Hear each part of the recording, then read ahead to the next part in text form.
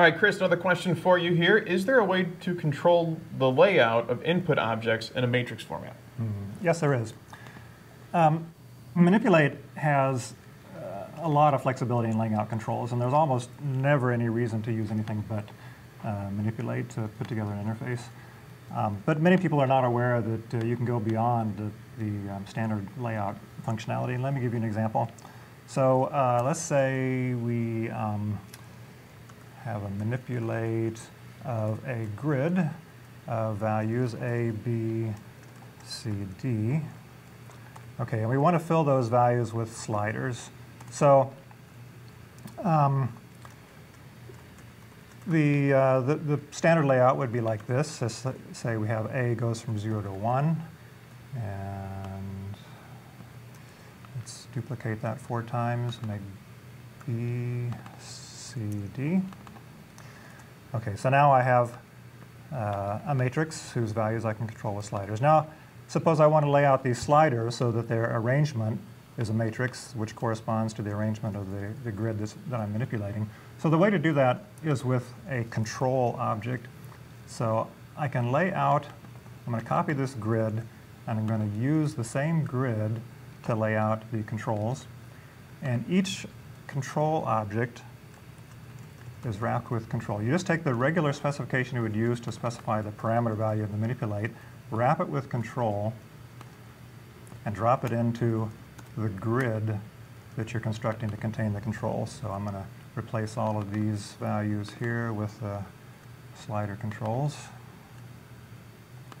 And then I'll go back and change this to B, C, and D. And there you go. My controls are laid out the same way that the grid is. You can put any kind of annotation in line and the controls of manipulate. For example, you can say, let's put a label in here, style controls bold, say. Okay, get the label in there. You can also put, for example, delimiters. Let's make a dummy control just so the delimiter will show up. Okay, you see here I have the gray line delimiter. Gives you a lot of flexibility for laying out controls. There are also some options you may not be aware of which don't pertain to matrices but give you flexibility in arranging the controls relative to the content of the manipulate. For example, say we are manipulating x, y, and x and y both have controls.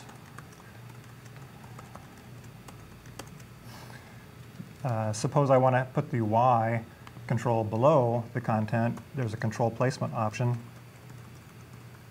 Control placement below, bottom I think it is. There we go. You can put controls left, right, bottom, top, and so forth. There's an interesting example in the documentation, and I'll segue into the answer to another question which has come up often, and many of you submitted this question, and that is, how do you dynamically change the set of controls within manipulate?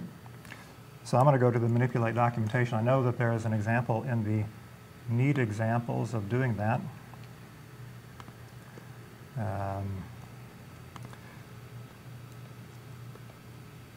Here we go, neat examples. And there's an example of this one right here. I'm going to pick it out and go back over here to my notebook and pop it in there.